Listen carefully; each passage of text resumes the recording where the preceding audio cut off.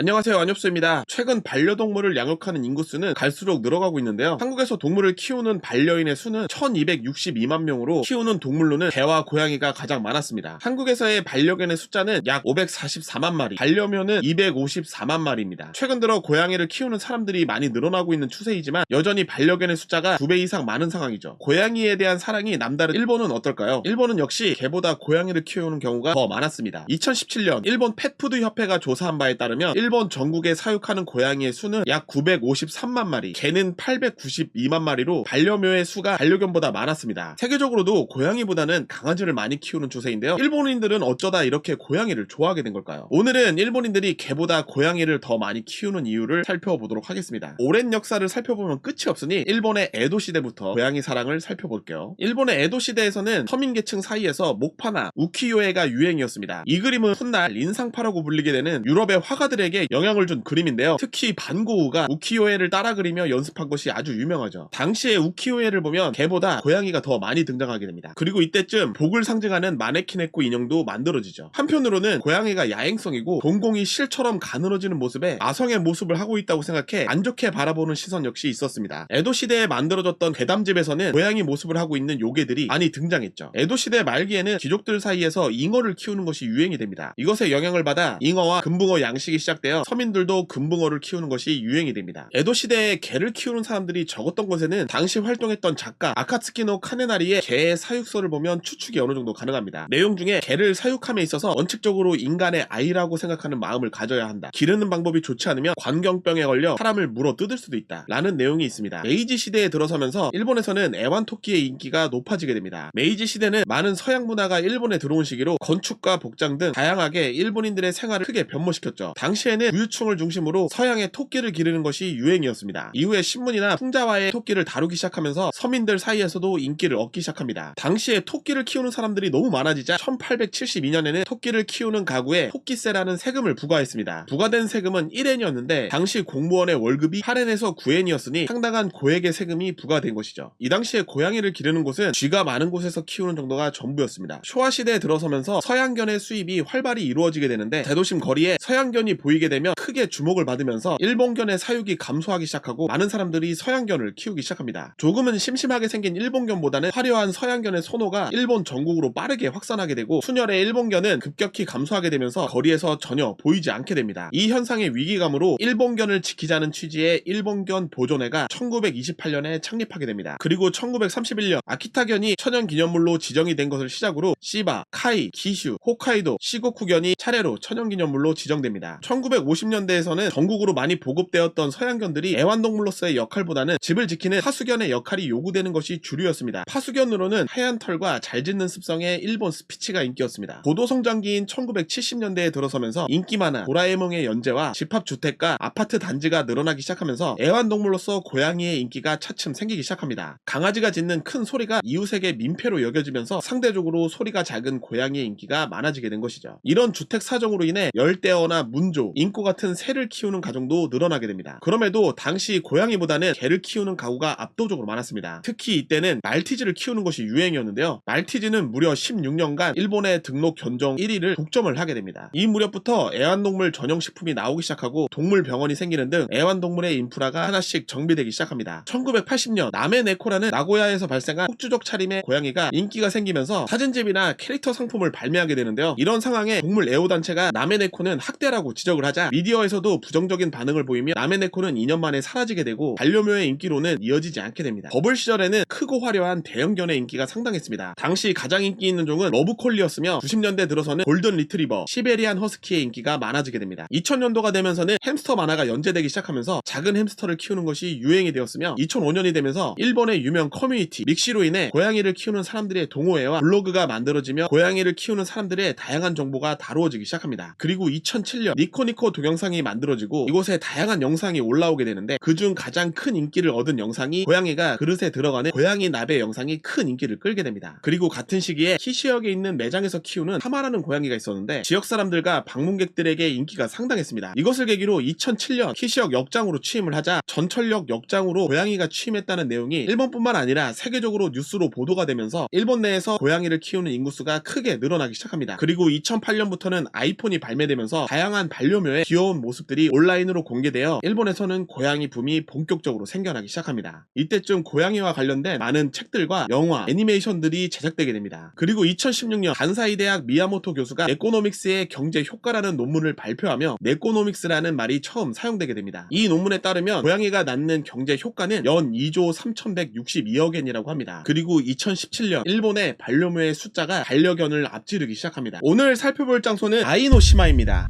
네, 이곳은 후쿠오카 근처에 있는 작은 섬이고요. 고양이 섬으로 상당히 유명한 곳이죠. 고양이 좋아하시는 분들이 후쿠오카 가셨을 때 한 번씩 찾는 뭐 그런 섬이 되겠습니다. 아이노시마의 인구가 500명 정도라고 합니다. 이 섬에 사는 고양이가 100마리가 넘는다고 하니까 상당히 많은 고양이들이 살고 있는 곳이죠. 여기에 이제 배가 정박을 하면은 고양이들이 우르르 몰려와서 그 모습이 또 상당히 재밌다고 해요. 이렇게 외국인들도 많이 찾아오네요. 뭐 상당히 유명한 관광지입니다. 근데 볼 게 진짜 고양이밖에 없어요. 네, 이렇게 고양이들이 한두 마리씩 있네요. 낚시하는 분에게 다가가서 기다리고 있는 듯한 느낌이고, 섬이라고 해가지고 뭔가 운치 있고 뭐 그렇지도 않습니다. 사실 부둣가 근처 그냥 고양이 보고 가는 거예요. 가면은 뭐 이렇게 귀여운 고양이만 있는 게 아니라 병든 고양이들을 또 많이 마주칠 수가 있어요. 안쓰러운 마음도 들기도 합니다. 잔뜩 기대하고 가시면은 실망하실 수 있고, 여행 일정을 좀 넉넉하게 잡으신 분들은 후쿠오카 가실 때 뭐 하루 정도는 고양이 보러 갈 수 있겠지만, 일본 고양이 잔뜩 보고 싶으신 분들은 고양이 카페 가는 게 낫습니다.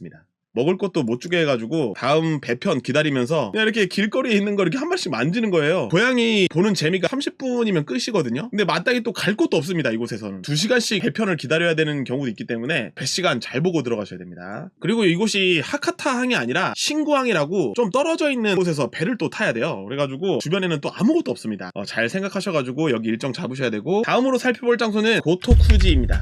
네, 이곳은 고토쿠지라고 세타가야구에 있는 신사입니다. 마네키네코의 발생지라고 이야기되는 곳 중 하나입니다. 그 마네키네코가 뭐 여러가지 설이 있어요. 네, 이곳은 좀 갈만하겠네요. 그죠? 네, 뭔가 탑도 하나 있고. 근데 마네키네코는 어딨지? 아, 일로 들어가는 거네. 지금 여기 탑 있죠? 여기 탑 앞에 있는 곳에 있네요. 여기가 참배를 드리고, 여기 옆에 여기 쪽에 고양이가 있네. 와, 뭐야 이거. 아, 이거 너무 무서운데? 징그럽다, 징그러워.